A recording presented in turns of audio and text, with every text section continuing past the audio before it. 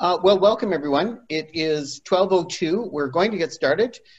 Thanks so much to Ryan, Lisa, and Nav from Technical Safety BC for speaking today. It's certainly a pleasure to have you, the three of you, on board and to talk about the regulations, which are quite compelling for multifamily units in BC. Just want to remind everybody about specific privacy issues. Winford Property Management has graciously sponsored this event to help with distribution.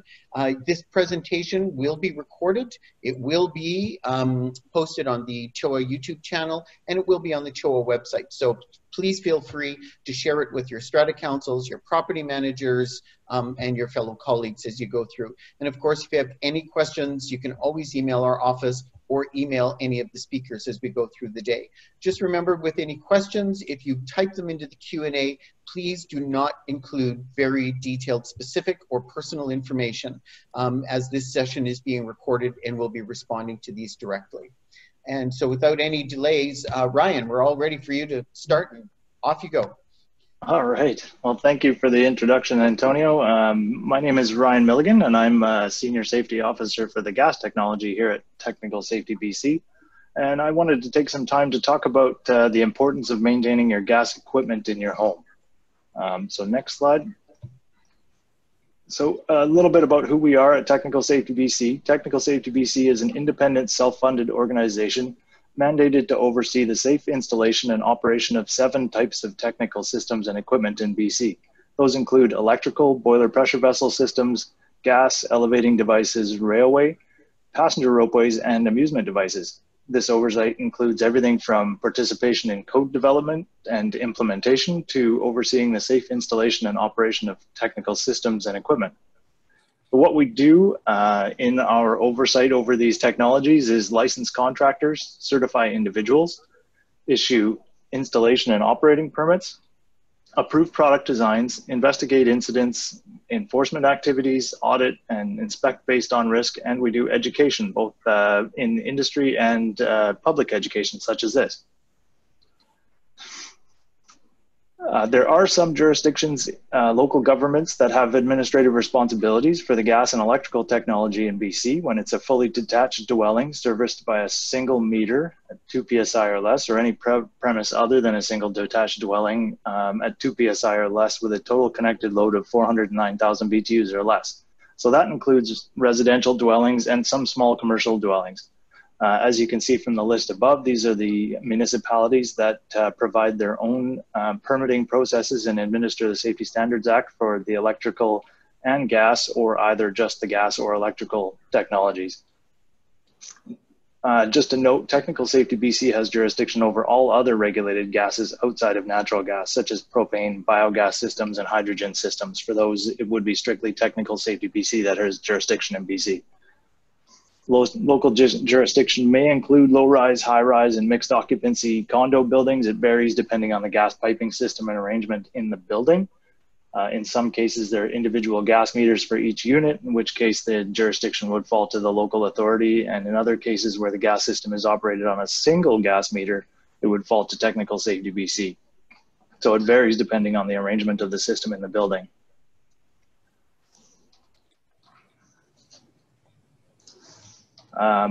Within a condo building, you'll find gas-fired appliances and equipment such as gas ranges, gas fireplaces, HVAC systems, boiler systems, hot water heaters, and furnaces. Typically, you'll find ranges, fireplaces, and maybe water heaters or small boilers within the units, and you'll find HVAC systems, boiler systems, and larger water heaters central to the building. It's important to emphasize that whether it's a fireplace, your furnace, or a central boiler in your building, gas appliances and associated systems all require regular service and maintenance. Gas appliances, like any appliances, need maintenance over time. In particular, burning fuels like natural gas and propane, as clean burning as they are, can leave behind residue which can build up over time. This is evident on fireplace glass that requires cleaning regularly to keep it clean and clear. This buildup in appliances can clog the appliances, which leads to inefficient operation, appliance malfunctioning, and even carbon monoxide poisoning. Lisa from the Fire Prevention Officers Association will get more into the risk of carbon monoxide poisoning coming up shortly. This particular picture on the screen now is of a residential boiler that, as you can see, some buildup occurred over the course of many years without maintenance. This maintenance is going to cause extremely low efficient operation and could cause incidents involving fire and carbon monoxide. So on that topic, I wanted to talk a little bit about a couple of incidents that we've investigated over the last couple of years that stemmed down to the root cause. One of the root causes was a lack of maintenance. This particular incident happened in a day lodge in West Vancouver. This type of equipment is often found in a mechanical room of a condo building as well. It takes the cool air from outside, warms it up in the burner, and circulates the warm air into common areas of the building. When it's working properly, the burner purges itself of all the residual gases left over from burning fuel before it ignites the pilot flame. Then it allows natural gas in the right amount of air into the burner during operation in order to heat the air going into the building. All of this process is controlled by sensors, timers, linkages, and mechanical devices that require regular maintenance.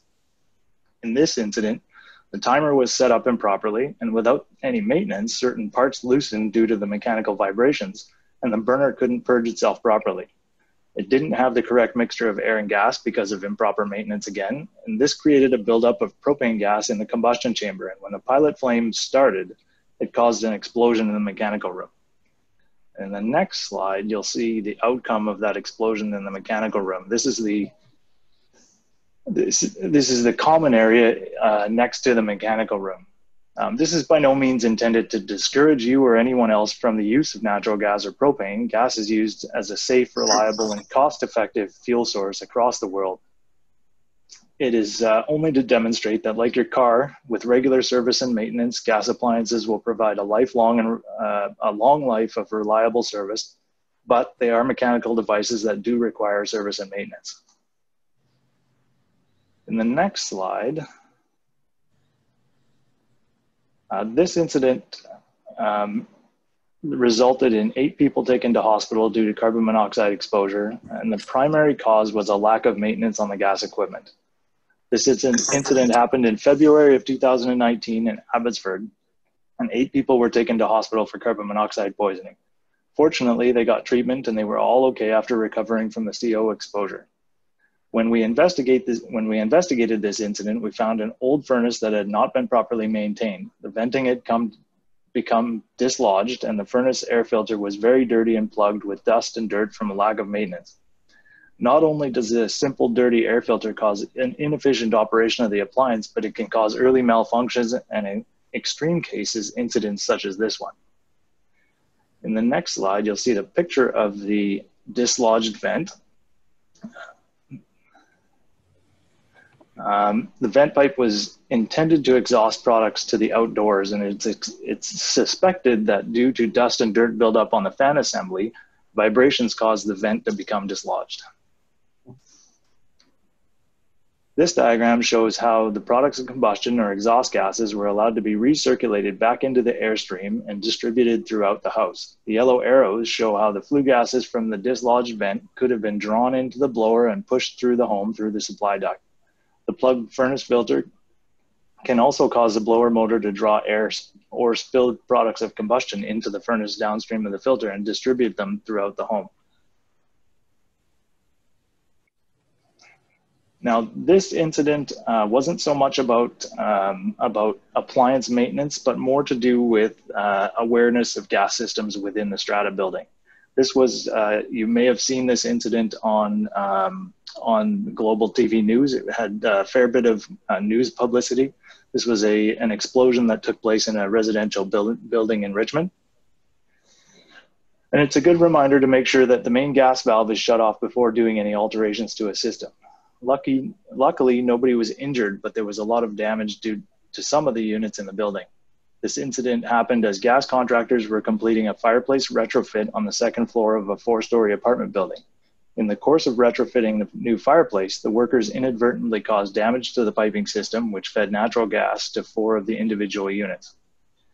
The gas had not been turned off to the 4 units connected to a common pipeline in the building, and there were no tests for gas leaks completed after the retrofit work was completed. The results were that the gas leak in the upper floor units filled the unoccupied unit with natural gas, which then found a source of ignition and resulted in an explosion. The important takeaway from this particular incident is that the workers should have been aware of where the isolation valves for the gas system were located and tested to ensure that there were no leaks in the system prior to re-energizing the system. As condo owners and strata members, you can assist in this by also being aware of where isolation valves are located in a building and giving access to contractors and giving notice to the building occupancies that there would be a shutoff that day. In this case, the isolation valve was located in the parking level for the gas supply for all 4 affected units. Next slide. Having your gas appliances maintained and serviced annually by a licensed gas contractor can make sure your appliances are working properly. Some of the things a gas contractor will be doing is making sure the venting is free of residue and aligned properly with no signs of damage or deterioration, checking the burners to see if they are clean and the pilot light is working properly, and checking the switches and controls to make sure that they are working. We have a more comprehensive checklist of what gas contractors should be looking at available through our information bulletin on Technical Safety BC's website. When a gas contractor has finished their work, they should give you a list of what maintenance they performed on your appliance.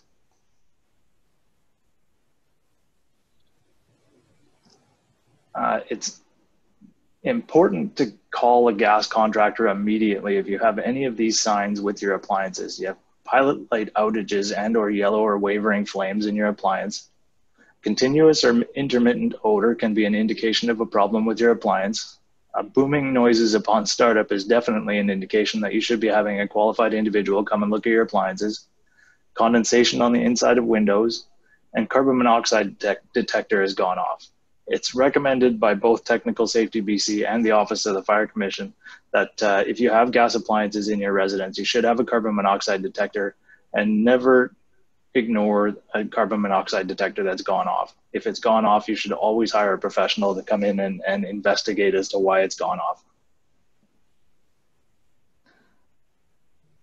You can find a licensed contractor on the Technical Safety BC website. If you scroll down to the bottom of the main page on the menu with the dark blue background on the right side, you can see a link that says Find a Licensed Contractor. It will take you to a page where you can enter the kind of licensed contractor you're looking for and the city the contractor is based in. And based on those parameters, you'll get a list of contractors that hold a license with Technical Safety BC. Sometimes, if there's a manufacturing defect in a product that could lead to injury or damage, the product gets recalled. Technical Safety BC sends out product recalls occasionally on products that we regulate. We post them on our website and we send them out to all clients and contractors, license holders that work within that technology in BC. Health Canada also has a much more comprehensive list of consumer products that may be affected. For more information, you can visit our website at technicalsafetybc.ca or Health Canada's website at healthycanadians.gc.ca as shown here. This is just a list of some of the recent recalls that Health Canada has issued that we've relayed on our website. And you can find those on our website at technicalsafetybc.ca or the Health Canada website. If you have equipment that's been recalled, have a look at the recall notice on the Health Canada website, and it should tell you what the manufacturer's instructions are. It might be that they will fix the problem or require you to contact a manufacturer's representative for instruction on how to have the appliance repaired. Don't give away the product to anybody or donate it or throw the product away unless the recall notice or manufacturer's instructions tell you to do so. Here's some specific educational offerings related to the gas technology, including online courses which can be taken on demand at any time, available on our Learning Center.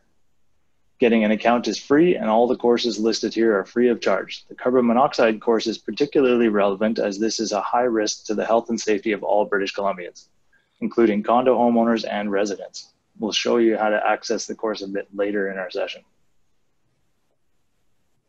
And here's some helpful links. Tony will give links to helpful resources on Technical Safety BC's website, as well as the Health Canada website as mentioned. This is a link to resources about carbon monoxide safety, and if you have any questions from this presentation, you can email us at engage@technicalsafetybc.ca. Thank you, and I'll hand it over to Lisa Alexson from the Fire Prevention Officers Association to talk a little bit more about carbon monoxide. Thank you very much. Can everybody hear me? You're great. Good, all right. So I found that to be very interesting. I've seen this presentation now from Ryan twice now, and I'm still madly writing notes.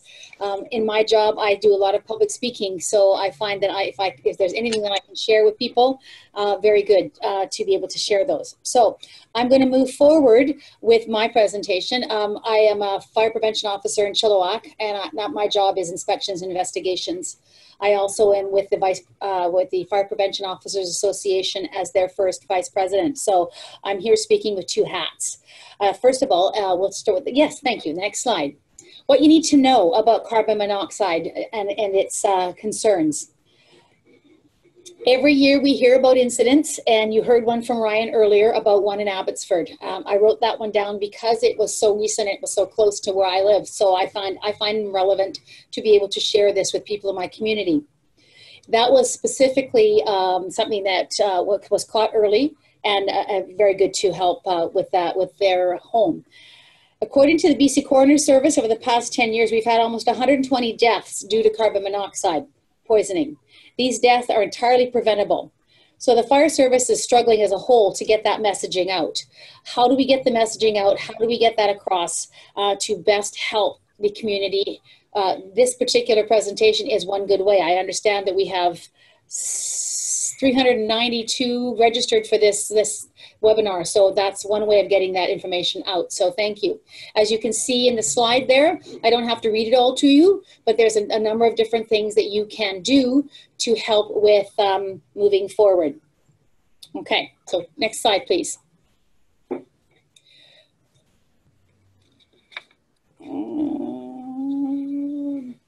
So installing carbon monoxide alarms in your home is the most important part. And I was noticing with some of the questions that they had here on the your question and answers, one of them was about carbon monoxide. So understanding that you need a carbon monoxide detector for all fuel burning appliances. So that's not just propane and natural gas. That's wood burning, that's smokers, that's all of those sorts of things. Hot water tanks, any of those sorts of carbon producing or combustion producing equipment requires a carbon monoxide alarm. They are required to be on every level of your home that you have a burning appliance. So what that would mean is if you had a 2-level home and you had a furnace in the basement, you would put one in the basement, okay? If you had a fireplace on your second story, you would put one on your second story where you have a fireplace, be it gas, propane, or wood burning. The thing about carbon monoxide is that it does inhibit the production of movement of oxygen through your body. So it steals the receptors, and it will connect to your blood and prevent you from getting oxygen to your system. So it overrides the oxygen ability, so it starves you of oxygen. So that's why you get the things that you have in your, I've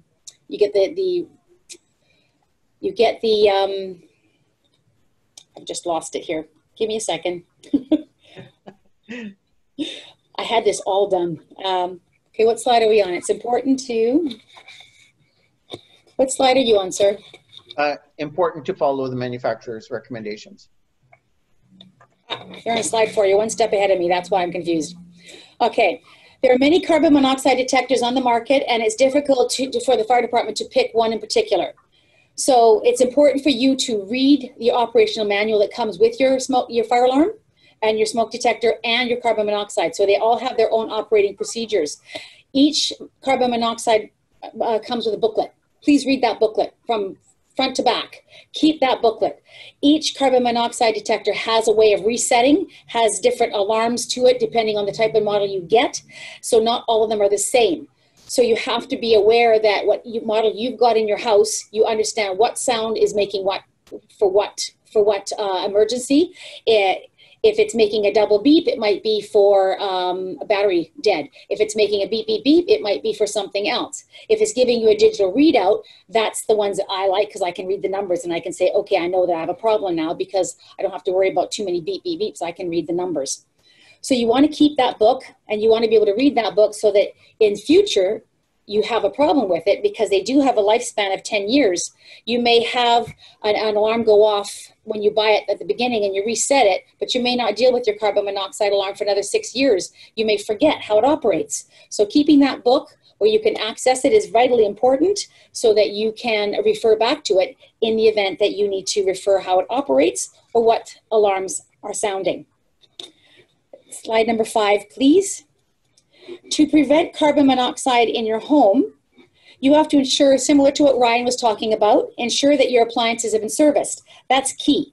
You want to make sure that you go to Technical Safety BC's website to get a licensed contractor. You want to make sure that your appliances have lots of space around them so that they have adequate airflow. You want to make sure you've got nothing put up against them, especially if they're heated surfaces. You want to ensure that the outside of your home, the venting is not blocked by trees, by buildings, exterior buildings, or even garbage cans and that sort of stuff. You want to never use barbecues inside garages. You want to keep everything away from doors, windows, vents, and other buildings. Remember that carbon monoxide will come into your home quite easily if it has an open valve or an open window. So you want to make sure that your exhaust ports are nowhere near open windows to allow that to come back in. Remember that in the cold season, you've got portable generators. So you want to have those portable generators so their exhausts are not close to doors so that you have the exhaust coming back into your home.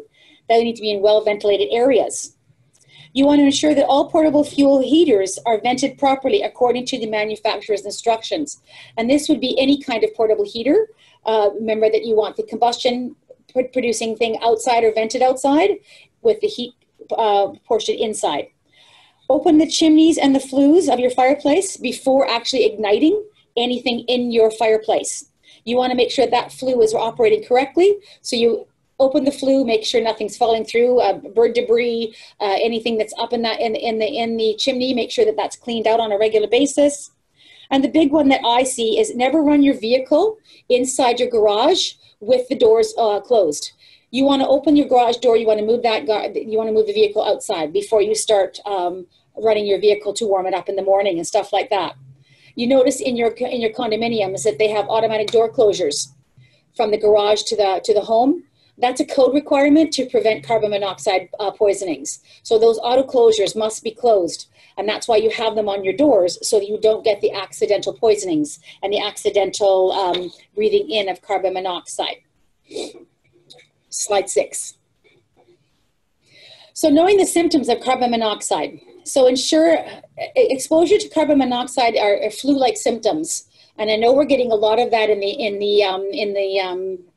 news about flu-like symptoms and stuff like that with all of this COVID stuff going on. But understanding what flu-like symptoms are, such as headaches, nausea, dizziness, as well as confusion and drowsiness, or even loss of consciousness. These are important things to be aware of, and they won't just happen right away. They'll happen over time. So be aware that, say, 2 weeks ago you were feeling flushed and you had nausea and you're feeling uncomfortable and that hasn't gone away. There might be a reason why that hasn't gone away. And maybe you should be looking into your home to find out if there's a concern there, if you don't have a carbon monoxide detector installed in your home. If your carbon monoxide alarm sounds and you have others in your building that are your home that are suffering, you want to make sure that you get them out of the house. You want to get them to healthcare and have them looked after by the healthcare professionals.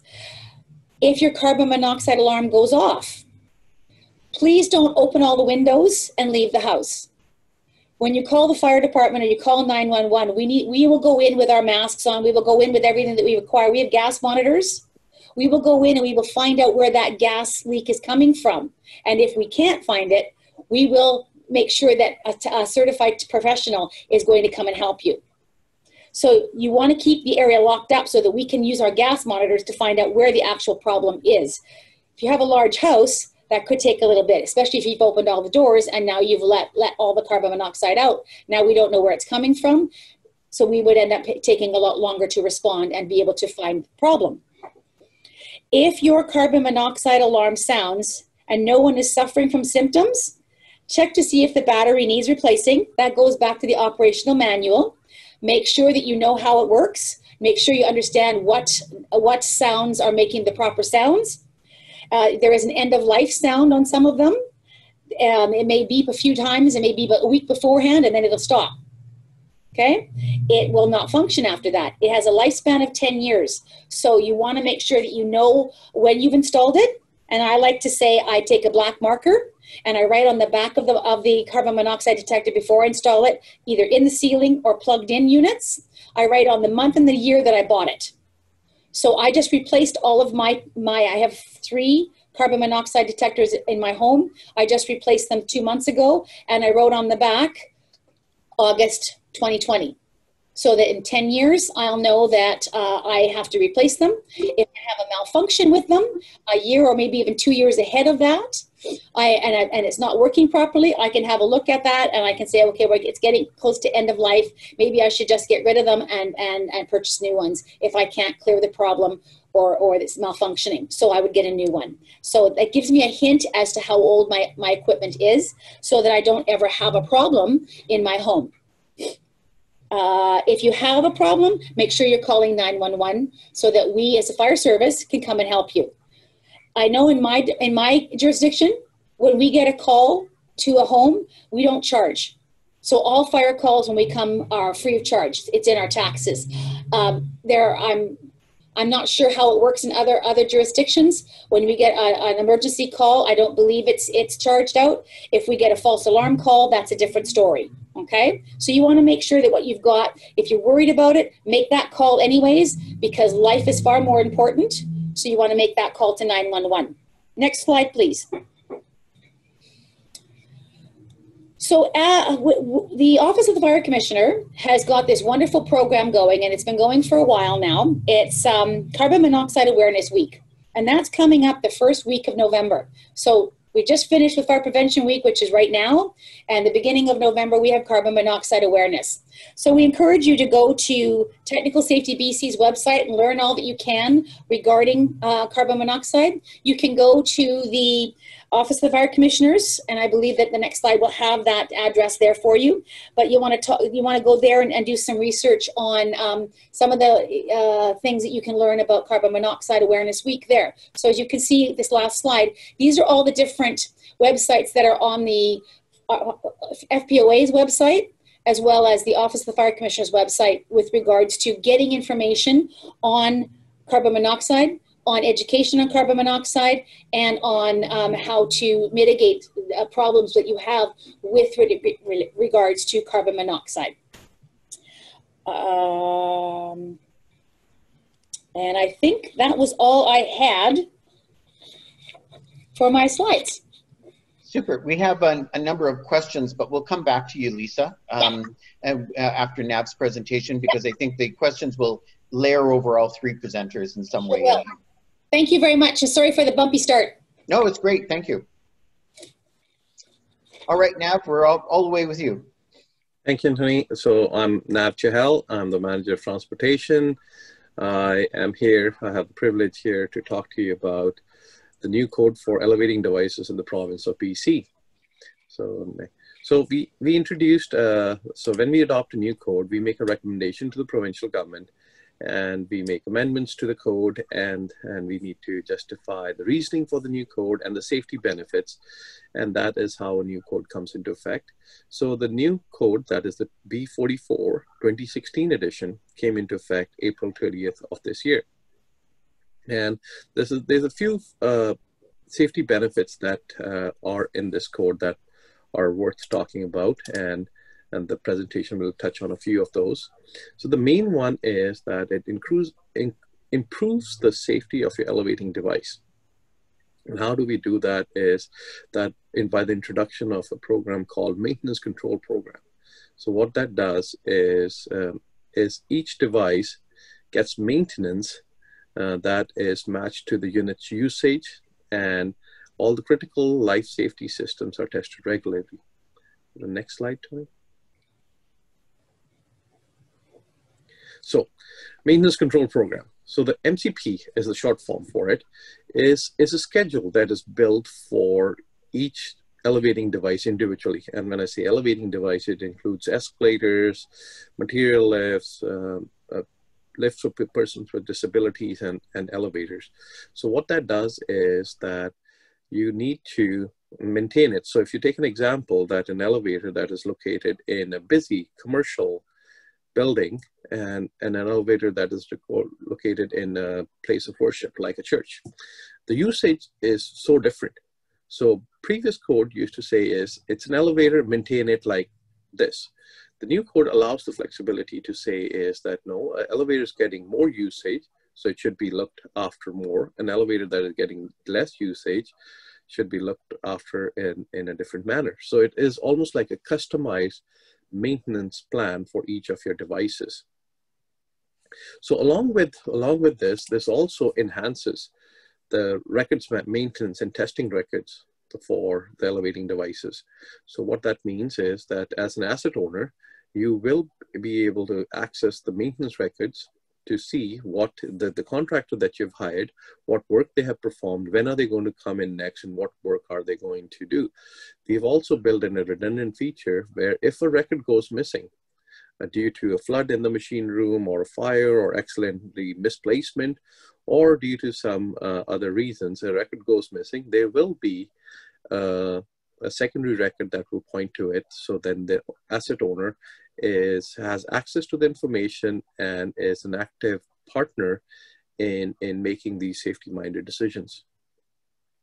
The code also brings about new testing requirements, and these are called category tests. So category 1 means a test that is performed on an annual basis. Category 5 means a test that is performed on a 5-year cycle. And there's some category 3 tests, very, very small category 3 tests that are performed on a cycle of 3 years. So ongoing maintenance is required for elevators presently, but there's no ongoing testing requirements that are there. So in elevating devices, life critical systems are tested before the elevator is put into service. That is like before the elevator gets installed, our safety officers go out in the field, they perform, they witness a safety test and all of that, and the elevator goes into service. But that safety never gets tested again until that elevator goes under major modernization or an alteration. So this, with the introduction of the 2016 code, the testing will need to occur every 5 years. And the category testing is not a new thing in the code. It is just new to the province of BC.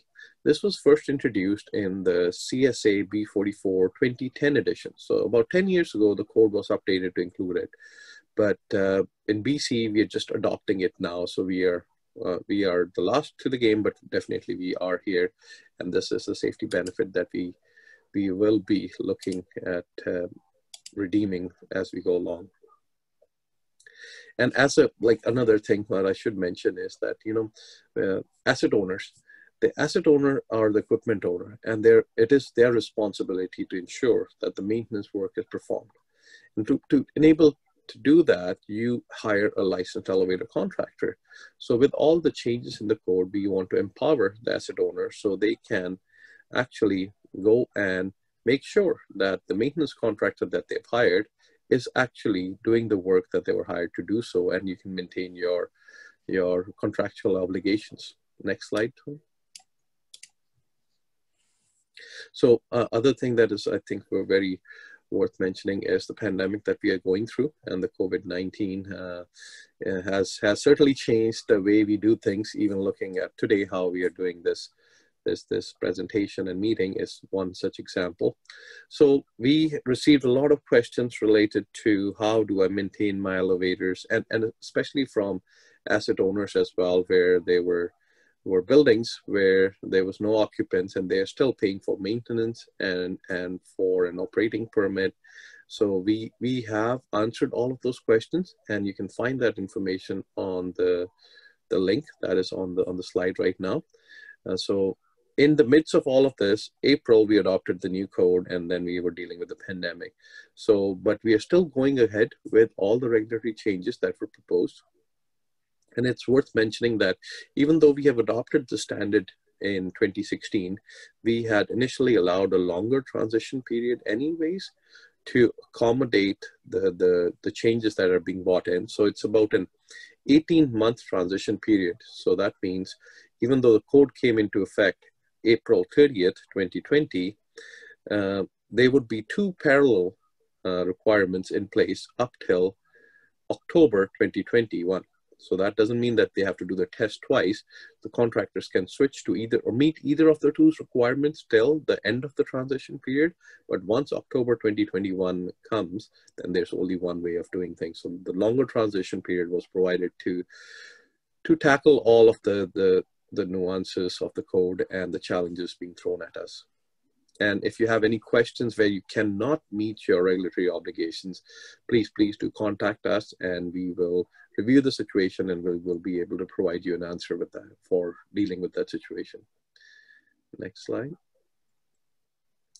On the topic of empowering asset owners, you are an important group of people because you own the equipment, you pay for the maintenance of the equipment, and that is our philosophy at Technical Safety BC, that you should have access to the same information that we have. So you can actually meet your regulatory requirements and also keep the building safe for its occupants or visitors. So we have a portal, online services that you can look through, and you can look at all the things related to invoices, copies of inspection, your outstanding non-compliances. You can even report an incident or a hazard through that, and you can find all the other pertinent forms that may be related to elevating devices. And again, I'm talking from a perspective of elevating devices, but this applies across our technologies, be it gas, boilers, electrical, but it applies across. So. Next slide, please.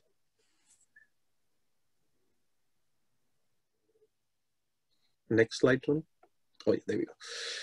So this is a snapshot of what, once you log in to the portal, what you will see. So you logged in as a dummy company that we have created, NAV123 Strata Plan. You can look up your invoices, you can look up your permit renewals, you can look up your copies, and on the next slide that is on the screen now, oh, Tony, yes, let's go to the next one.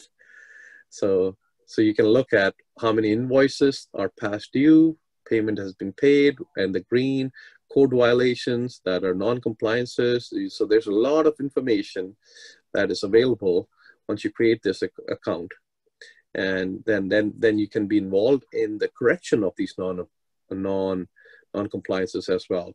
So this is a portal that it is under constant iteration. So as we see more improvements that we can make, more information that we can provide to the contractors and the asset owners, so they can make all those safety-minded decisions.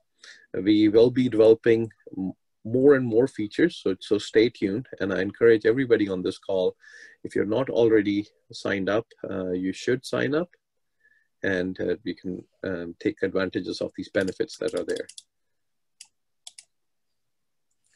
So again, just a few key takeaways.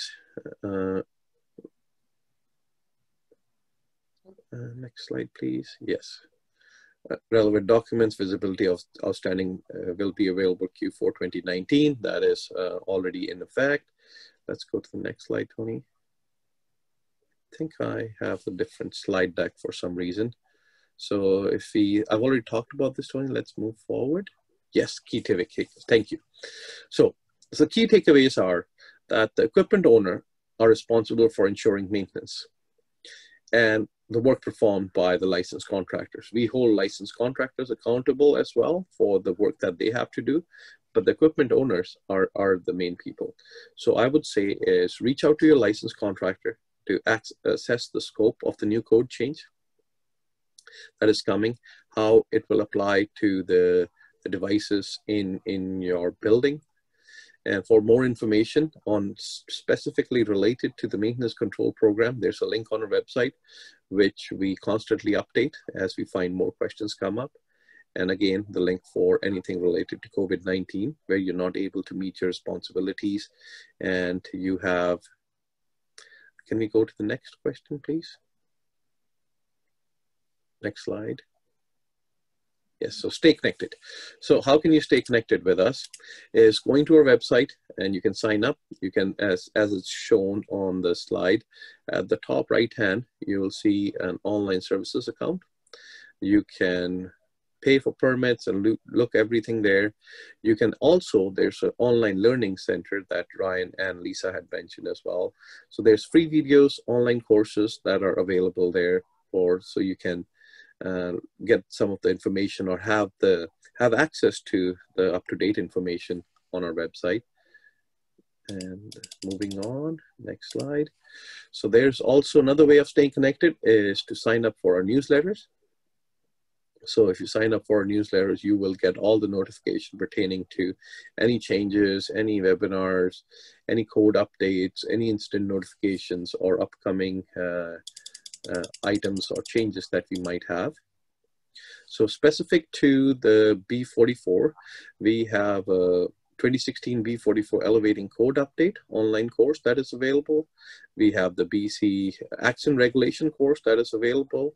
We also have an escalator and moving walk daily checklist resource that is also available online. Some of these courses may not be free. There is a small fee associated with especially the bigger courses like the elevating courses, and they are mainly meant for maintenance contractors or the maintenance mechanic who are going to actually doing the work. They are very in-depth code requirement courses. So, but Action Reg course is something that asset owners or even the daily checklist is something that is available for free. So. And that brings me to the end of my presentation. And again, Ryan mentioned this link as well. So if you have any other questions, we love to hear from you, and your input actually helps us guide what future decisions we should be making and how we should implement those. It's back to you, Tony. Super, thanks, Nav. That's superb, and what a great help for everyone. Loads of questions and some key questions that I suspected were going to happen automatically, which Ryan and Lisa, I think both of you can identify with. The most predominant question of all that are being posted has to do with gas fireplaces in condos and in townhouses. So because of the way the Strata Property Act is created, we have different obligations and different methods of delivering gas in townhouses versus condo buildings. So in a condo building, it's generally a single meter, it's a common expense, it's a common utility that delivers gas throughout the building, often with a single shutoff. Whereas in a townhouse building, each unit has its own gas service, gas meter, its own shutoff, and they're built individually. So while they're both condos technically, they have different classification. So the real question is, of course, in this comes from a 30-year-old townhouse complex, how do we get owners to actually inspect and maintain their gas fireplaces, whether it's a townhouse or whether it's an apartment building, because most owners simply won't do it. That's the biggest problem that they're having. So Ryan or Lisa. Sure, I'm glad to chime in on that one. Thanks, Tony.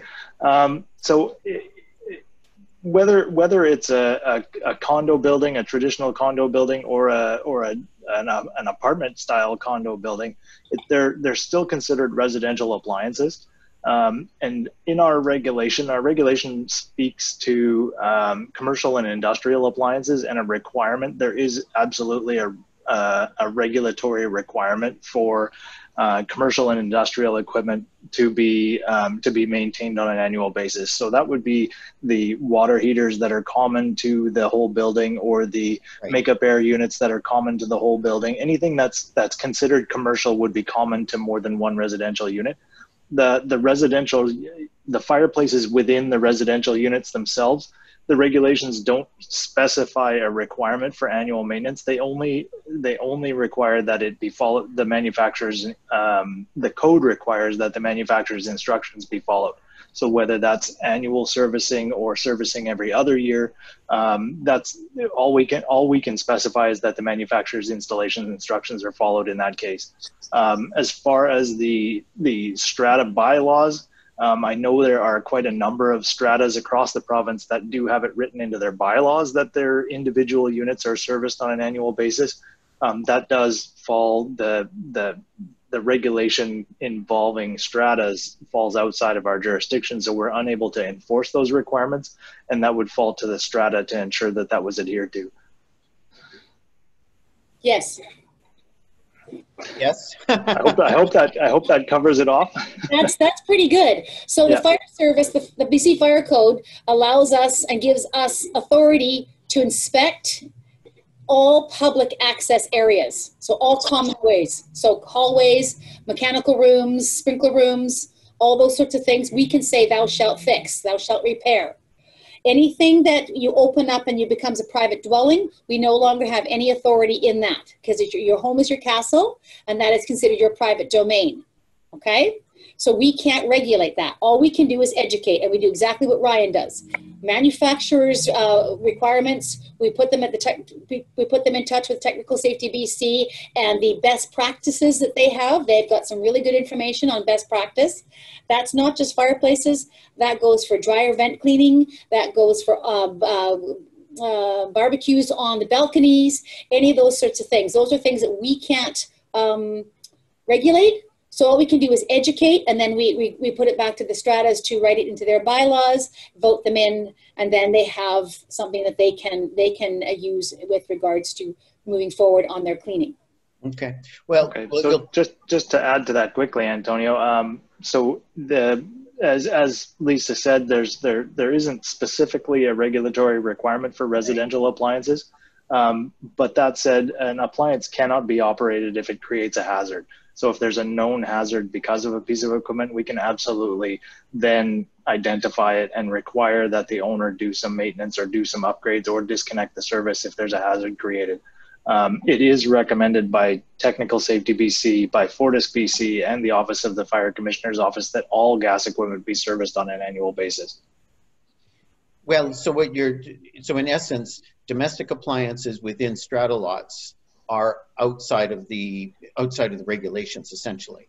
That's the challenge that we have, because they are not common use or collective use. Only the maintenance of those equipment. So the installation, the operation of that equipment, it still needs to be safe and it still needs to meet code requirements as far as the installation.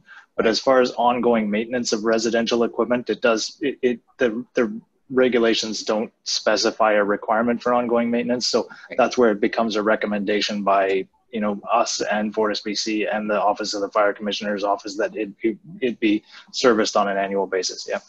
So on a humorous aside, in a strata, your home is actually not your castle.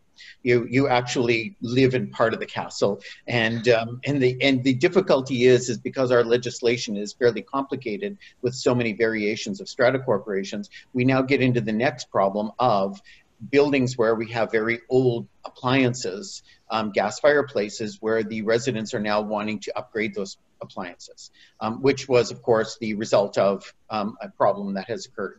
And so the difficulty happens is, so the moment an owner would have that gas appliance removed or altered, would the act of that upgrade or anything affecting that gas service line, would that then fall under Tech Safety BC?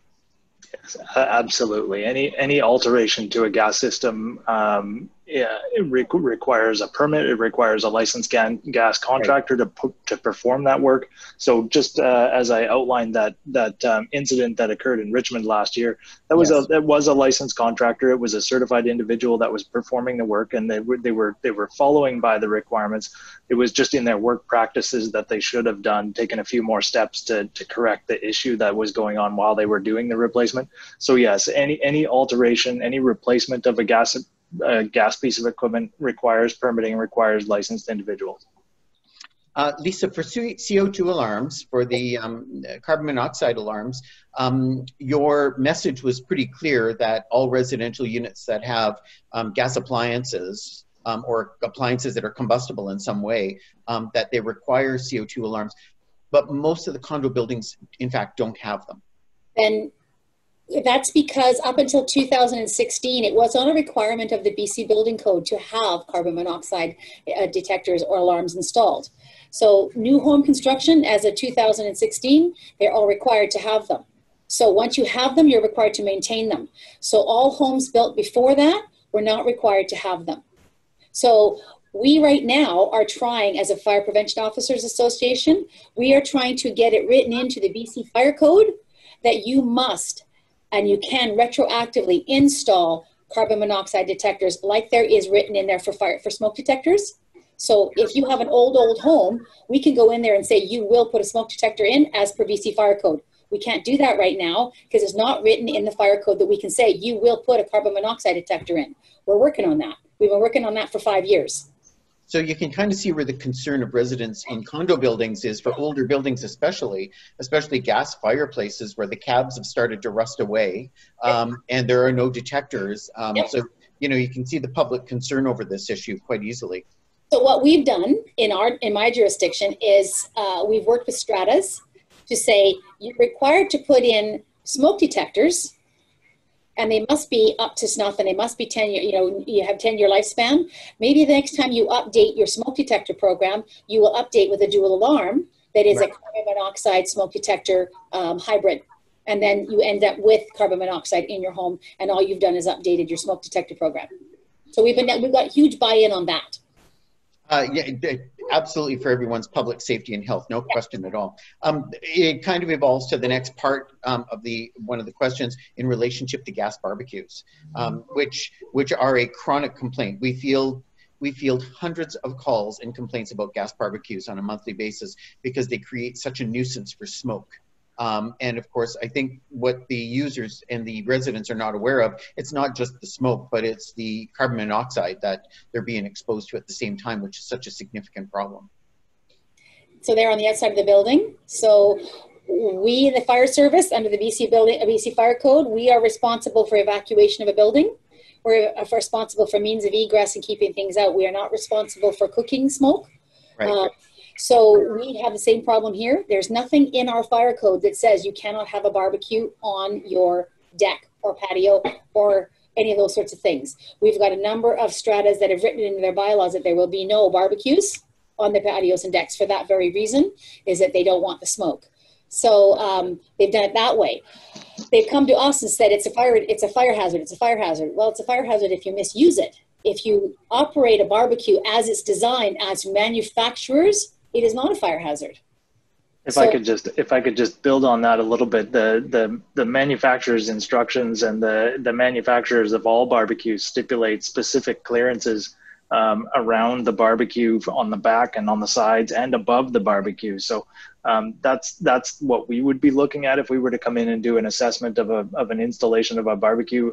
It would have to meet those clearance requirements, and it would have to be installed appropriately in accordance with the manufacturer's instructions. So that's definitely a recommendation, is that anybody wanting to put a barbecue on their patio, have a look at the rating plate or the installation instructions of their equipment, because it'll clearly say that it has to be so far away from the building, it has to be, and it cannot be under any combustible overhead structures. Those kind of things have to be adhered to.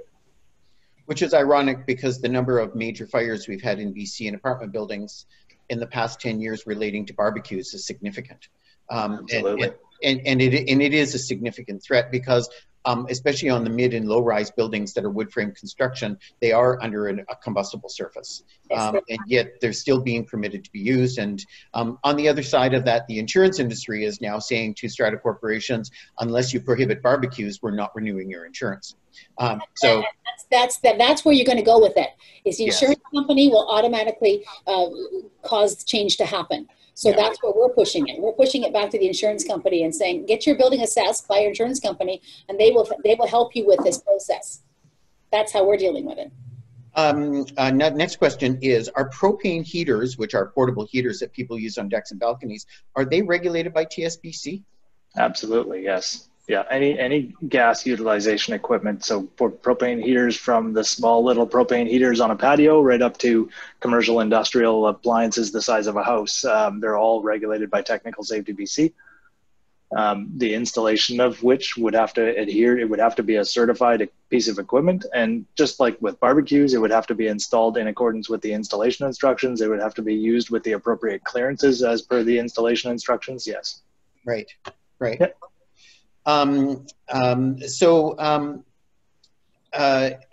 One more just little follow-up on gas fireplaces. Is it recommended for strata corporations when the gas fireplaces have reached the life cycle to look at increasing zone shutoffs for gas service in the building? Because almost every development has a single gas shutoff. They don't have any zones when you're dealing with multifamily buildings. So if it's an apartment or high-rise, mid-rise buildings, they're all serial on the gas line, and none of them have a single shutoff for a zone or a region, which is the same problem we have with water systems. So is that a recommended upgrade at the same time? It's definitely an upgrade that you should have a licensed contractor come and assess whether that's a required upgrade and whether it would be a useful upgrade for your building. If you're looking at doing a large scale retrofit of fireplaces in the building, it may be time to look at that and see if there's the option for additional valves for safety purposes in the system. There may be valves there already that just need to be located, but it would take a licensed contractor to come through and assess the system as it currently is and give you some idea of the possible upgrades if you're going to do a large upgrade to the system. One of the items that you didn't necessarily touch on extensively, but you did mention it briefly, Ryan, was things like boilers and heat exchangers and hot water systems. The routine maintenance of them is essential for the life and longevity and the safety and the operation of the component, but it has a huge impact on the performance of the component as well. And the longer they go without maintenance and renewal, the more energy they consume to produce the same product, which I think that's something that the public forgets about. Yeah, absolutely. And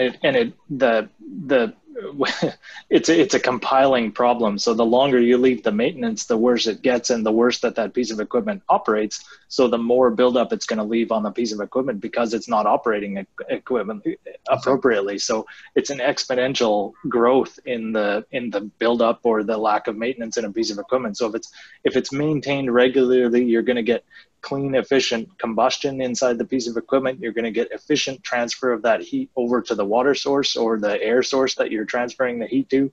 And you're getting the biggest bang for your dollar in terms of the energy you put into that piece of equipment and the energy coming out of that piece of equipment. Now, question for you about elevators. Yes. And escalators. On an elevator sense, as a strata corporation, one of the questions here is if we have retained a licensed contractor to maintain and service our elevators, can we assume that they're going to be meeting the guidelines and the code requirements that are set out? That's a good question, and that's a question that has been asked a few times earlier as well. So as the maintenance requirements have always been there, so if you have signed a maintenance contract in the past and it's a multi-year contract, there would be changes coming. So I would say is that you will need to contact, the strata should contact their maintenance contractor to confirm. The diligent contractors will proactively approach the stratas and tell them, oh, this is called the changes, and this is how we're going to deal with it.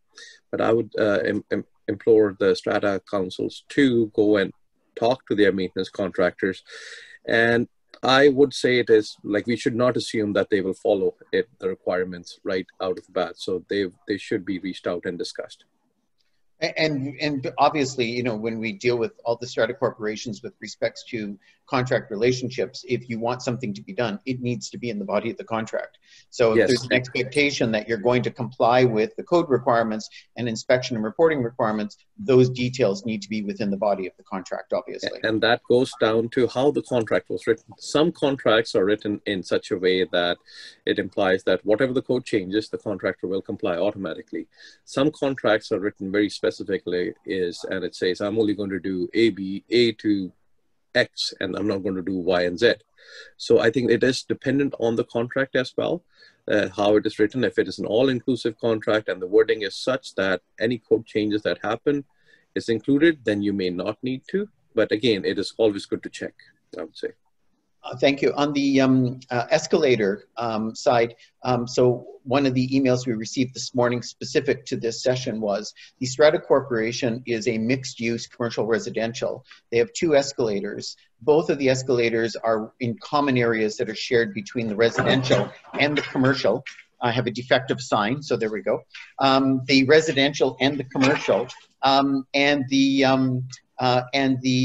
the question is, they cannot find any evidence that they've been doing routine inspection maintenance on their escalators. And so, you know, even though this is shared between the residential and the commercial, it is still a public escalator, and all of the regulations still apply. Yes, definitely. And that is a common issue, and that's why we made those changes to the code to say that records should be kept in both electronic and physically on site, so an asset owner can access those.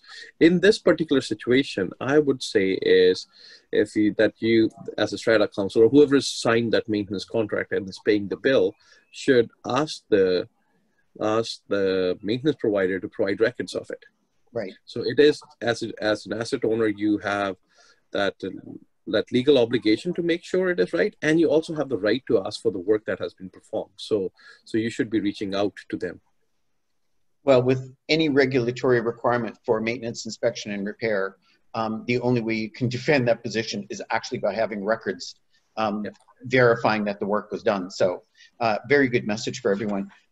We're at the end of our time. One of the things I've observed as we've gone through this is all these great links that you've provided. And our office will set up a live link page for everyone who registered and distributed it around, so it has quick and easy access for everyone. And certainly all of the resource and information you provided, and you've just given me an idea for probably about 4 or 5 new webinars. So be prepared to be called back to do more, because this was just great. This was just a great start, and we could probably go a little bit deeper into some scenarios for each one of these different areas and topics. Great interest from the public. Thanks everyone for joining us today. This session is recorded, will be posted on the CHOA website and on the YouTube channel, so please share it with your fellow council members, with your property manager, with everybody in the industry. It's a great session to be sharing around for everyone. So, and again, Ryan, Lisa, Nav, thanks so much. It was just great to have you on board today. Thank you so much for having us, Antonio. Yeah, thank you.